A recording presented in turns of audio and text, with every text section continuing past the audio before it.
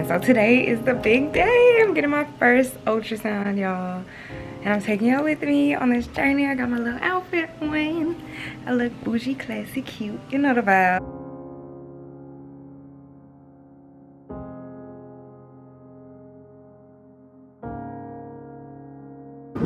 Hey girl, what you about to get ready to do? First ultrasound. With it though.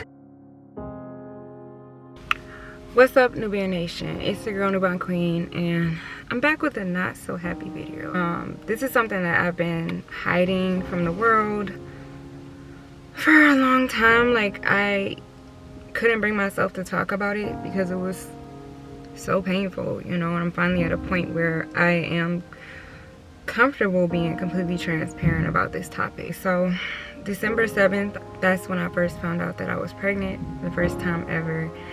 I was ecstatic, I was excited. Me and my husband were very excited. We were planning baby names.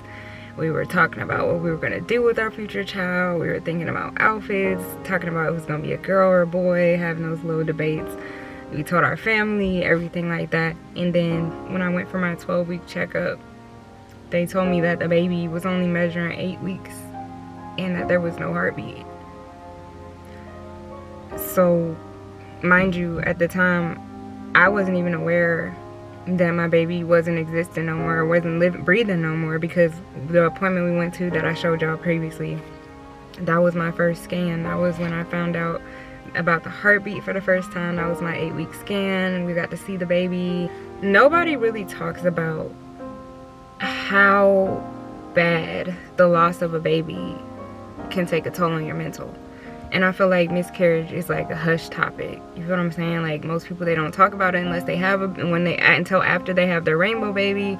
Most people, they won't talk about it unless someone else brings it up, and then that's their opportunity to share, like, oh yeah, you know, I went through the same thing a couple years ago or whatever. But 9 times out of 10, it's not something that people are talking about for real. With this video, I just kind of want to bring awareness to that situation. I just want to bring awareness to miscarriages overall, that it's tough, it's hard. Like, it doesn't matter what stage or phase you lose that baby. Once you take that test and you find out you're pregnant, you're instantly a mom. Like, you go into that mom mode. I don't care if people are saying you're not a mom until you have a baby. No, you're a mom once that test say pregnant. For real, because it's like your mind starts changing. You start eating differently, you start viewing things differently, you start getting that protective mindset of how you're going to take care of your kid. It's just a lot of mental changes that go on when you find out you're pregnant. So for me, I feel like I personally dug myself into a bigger hole, because when they told me I lost the baby, I didn't want to accept it. I even went to the ER after my OB appointment that same night. I almost crashed my car that same day after the news, because I was just so distraught. I didn't even want to tell my husband. He was working at the time. It was the one time that he couldn't come with me to my appointment. And he was just texting my phone, just, is everything going good? Is everything okay? How's the baby? And I just couldn't bring myself to tell him. It got to a point where I had to just FaceTime him while I was driving, because I really was going to end my life. I was this close to ending my life. Like, it took that much of a toll on me, y'all. I feel like my mind was gone, completely gone. Because in my head was, what did I do wrong? You know, did I overstress? Did I do something? Did I overwork out? Like, I kept trying to put the blame on me as to why I lost my baby. But none of it was my fault. At the end of the day, it was just something that, unfortunately, is a natural occurrence. Unfortunately, it does happen to a lot of women. It's, like I said, it's not talked about, but it happens to a lot of people. And in my case scenario, the baby had abnormal chromosomes, and they essentially self-destructed. And at the time, you know, the doctor was trying to get me to do a surgery. She wanted me to do DNC, because when I went on my 12-week scan and they said the baby was only 8 weeks, that means that the dead fetus was essentially living in me for 3 weeks. It's like my body didn't want to let it go. And so, you know, she had me sign paperwork for surgery saying, you know, you could potentially lose a lot of blood. We might have to do a blood transfusion if that happens. And that alone freaked me out, because I'm not the surgery type person, but I felt like I needed to do what was necessary to preserve my body. So I signed paperwork. Mind you, 2 days after that, my body started naturally miscarrying. because it was a miscarriage, because like I said, I didn't have any symptoms, I didn't have any bleeding prior to 12 weeks. I didn't have any of that going on, so the whole time I thought the baby was fine, you know. So it was very traumatizing to find out that my baby was dead for weeks inside of me, and I didn't know until 4 weeks later. Like, it really messed my head up bad. And you know, when my body started naturally miscarrying, I think that was the most traumatic moments for me. Like, seeing all the blood, seeing the material, the placenta, like just seeing that stuff come out, it was painful. And then the pain that I felt in my stomach, like literally the cramps that you feel after losing a child, it feels like you're giving birth to a child when you're losing your child. I kid you not. Like, I can't say it's the exact same, because mind you, I don't have any idea of what giving labor is really like, because I didn't get to that point. But that pain was so intense, y'all, to the point where I was rolling on the floor, crying. My husband had to comfort me. Like, it was very emotional. And my mind still didn't want to let it go, you know. So after the fact that they told us, you know, you lost the baby and my body naturally miscarried, I went for a follow-up on the 10th of February. They did an ultrasound scan. They checked everything. They let me know, okay, you know, all the material has passed, so you're good to go. And mind you, the one thing that I didn't educate myself on was the fact that your HCG levels have to be a 0 to a 5 for you to be okay to really try again. It's not even after the material is gone. Your HCG levels have to go back down. And I didn't realize this, so me and my man, we just, after they gave us the green light, we continued trying. You know, part of March and part of April. And then in March, I had a thing where I thought that I was pregnant because I was taking tests and they were saying pregnant. But I was going to the doctor and they kept telling me, like, your HCG is very low. It's at a 17. We're not sure. So the whole time I was thinking I was pregnant, when in reality, all I had left in me was hormones from the loss, and I didn't know. So it was just a lot going on. In March, when they told me, oh, it's still from your loss, I was like, okay, we'll try again April. April starts. I ended up going to the doctor on the 8th. They told me they seen something, but my HCG level was a 7 at that point. And mind you, I didn't even put 2 and 2 together in my head that every time I was going back to the doctor, my levels were gradually going down. I didn't put that together in my head, because all I could think about was like, oh my God, I'm having a rainbow baby already. Like, this is awesome. Like, my mind was still in that pregnancy state. Like, you know, I didn't want to listen to anybody. You know, the doctors were telling me to wait 6 months before trying again. My parents told me to wait. My friends told me to wait. Even my man said we should just wait until June or July or even later and just let my body recover. I didn't want to hear that from nobody. So it's like, in the end, I ended up hurting myself further. I kept having faulty pregnancy tests, false positive tests, all through March, all through April. And then finally on April 14th, I took another pregnancy test. It said not pregnant. And at this point, I've been having spotting since the 3rd of April. And at the time, I thought that that was implication. I'm like, okay, well, maybe this is a new pregnancy, because I just had a period March 17th to the 21st. So I was very confused. I had a full period. So I thought for sure my body was back to normal, right? No, it wasn't. And the fact that this month has been going on, like literally April 3rd through the 17th, I've had spotting and bleeding still going on. And the doctors told me there's nothing that they could even do about that. They told me, like, you have to just let your body recover. You know, you have to let it continue to pass. And they told me to go to the ER if I experience heavy bleeding, like soaking up a pad every hour, which I wasn't experiencing. So I'm just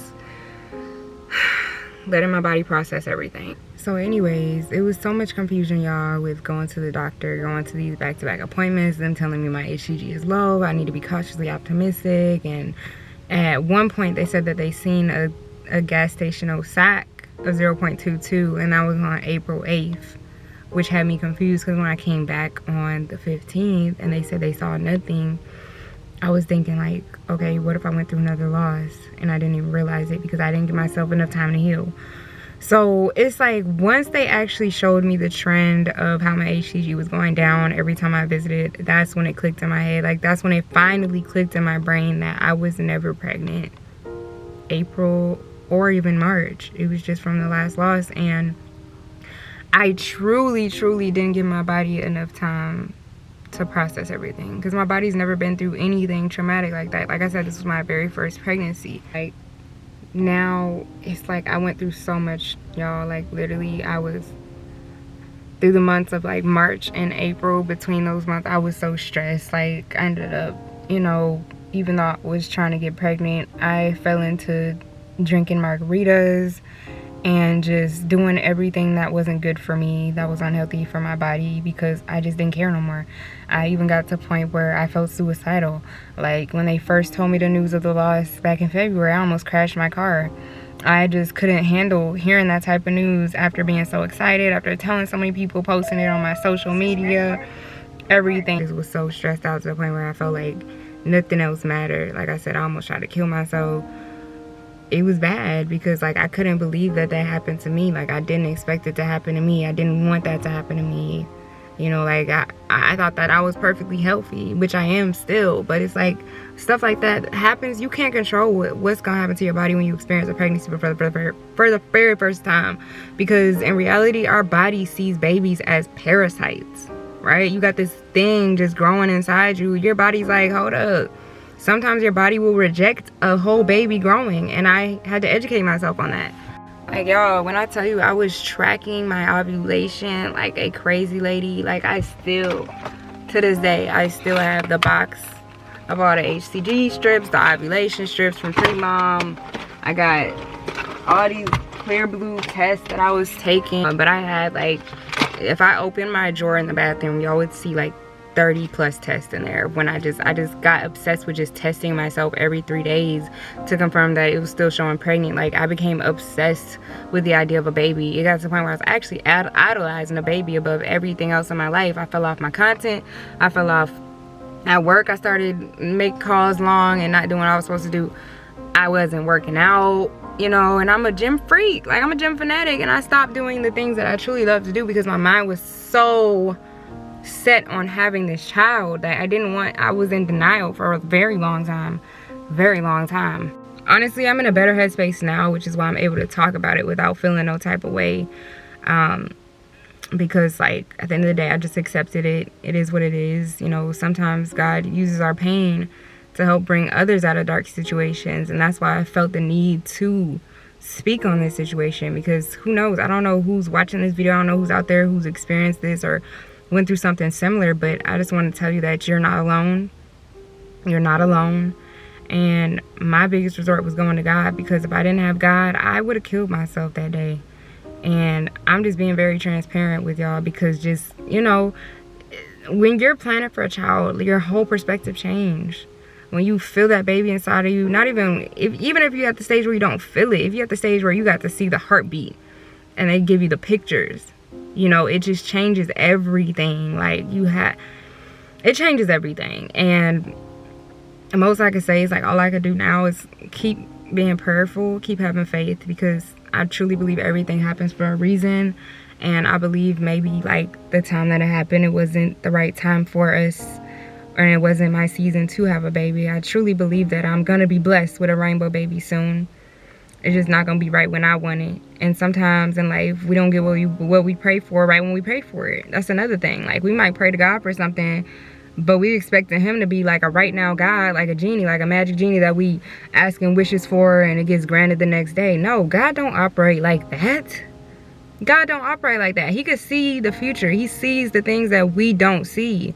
So maybe he saw somewhere in my future path, like, having a child right now wouldn't be the best for you, you know. And so now I'm on a different path now, to where I'm just working on getting my mental health back.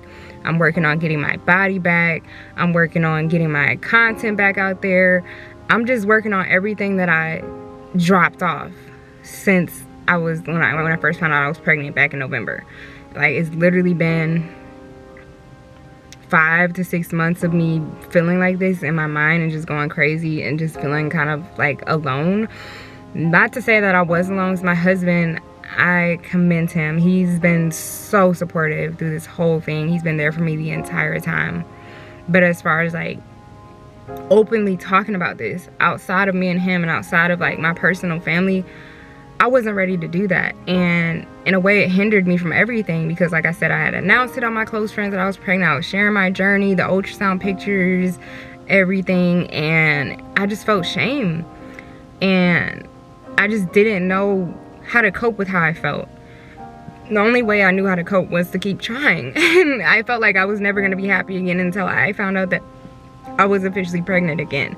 And that's not true. The reality is, I can get pregnant again, you know, but at this point in time, God is teaching me that I need to give myself time to heal. And, you know, at some point, I was angry at God. I'll admit that. I was upset at God whenever it happened. I was like, why? Why now? Why me? You know, I have the perfect man. He does everything right for me. Like, I was so upset with God. I'm like, God, why would you do this to me? You know? But reality is, God always does everything for a reason, even though we might not understand it when it's happening. And I know that's very hard to say, but it's true. It's true. We don't understand it till later, you know, because when I do have my baby, it'll all make sense. You know, it's like, wow, if we'd had it at that time, I don't know where I would have been financially. I don't know where I would have been mentally.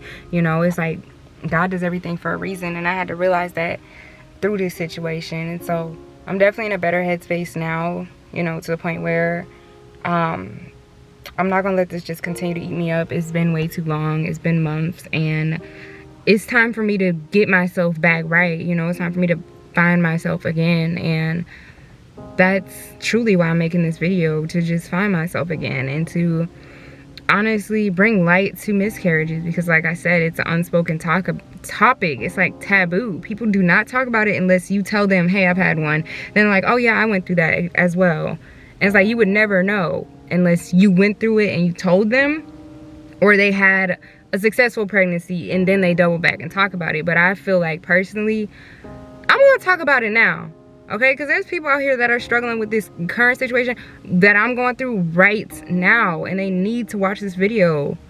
They need to tune in. They need to hear it from someone else and to know that they're not by themselves. Because like I said, I dug a big hole for myself. I was doing all kinds of things. I was racking my brain with baby stuff. All I could think about was babies. I even would get mad when I seen other pregnancies and seeing people's baby bumps and baby showers. And it always would make me feel some type of way after that loss. Like, I was so triggered. Like, it got to a point where I couldn't even handle being on social media anymore. I stopped posting completely because I just was out of it. I didn't want to see nobody's baby bump. I didn't want to see nobody's kids. I was over it.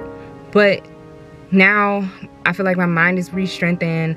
I have a stronger game plan, because I feel like, you know, even at the time, when I did find out I was pregnant, we weren't 100% prepared. It got to the point where we were kind of scrambling and trying to figure out, okay, once this baby's due, when you get off from work, or whenever you have to call out from work, you know, how I'm gonna pay for my car note and my other bills. It's like, kids ain't no joke, bruh. Kids ain't no joke. So it's like, when you think about the bigger picture outside of just wanting to have a family, it makes sense as to why things happen the way they did, in my opinion. Like, for me personally, because I wasn't 100% ready financially. I wasn't 100% ready mentally, but I knew deep down in my heart I wanted to be a mom. I knew that I wanted to have a family, because I have like this perfect man in my life, this husband, this man that cares for me. He does everything for me and I do everything for him, and we have the same energy for each other.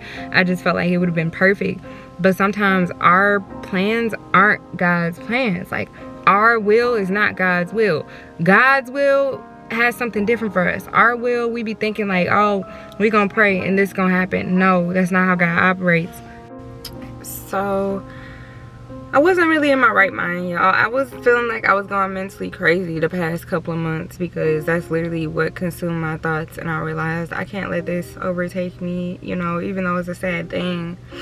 I can't let this just ruin my life. I wanted my life back, because it's like, when you're stuck in that state of mind, you really feel trapped. Like, you really feel like all you want is answers. You get uncertainty from doctors. They say you gotta be cautious, this and that.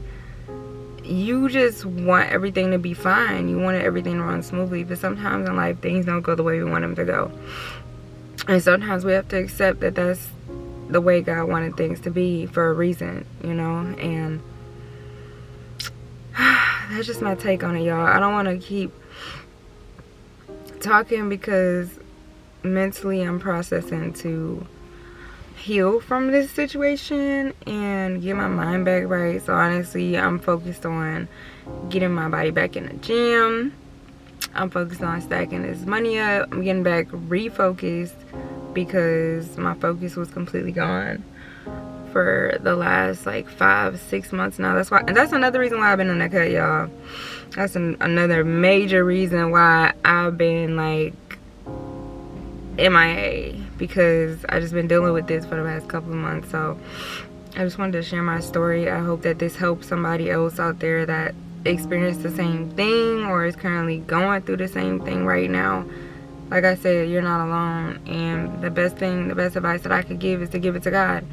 I know that sounds cliche, but it works. It really does work. Like I said, I was about to lose my mind.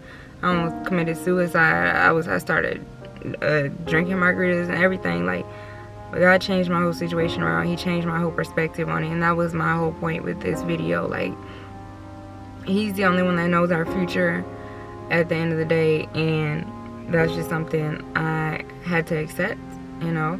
That was just the reality of things, and I'm glad that I did because I feel peace of mind now. Like, I really feel peace of mind. I haven't felt peace of mind in a really long time, you know. So it's honestly truly a blessing. But I love you guys so much. I'm definitely gonna be tapping in with y'all a lot more.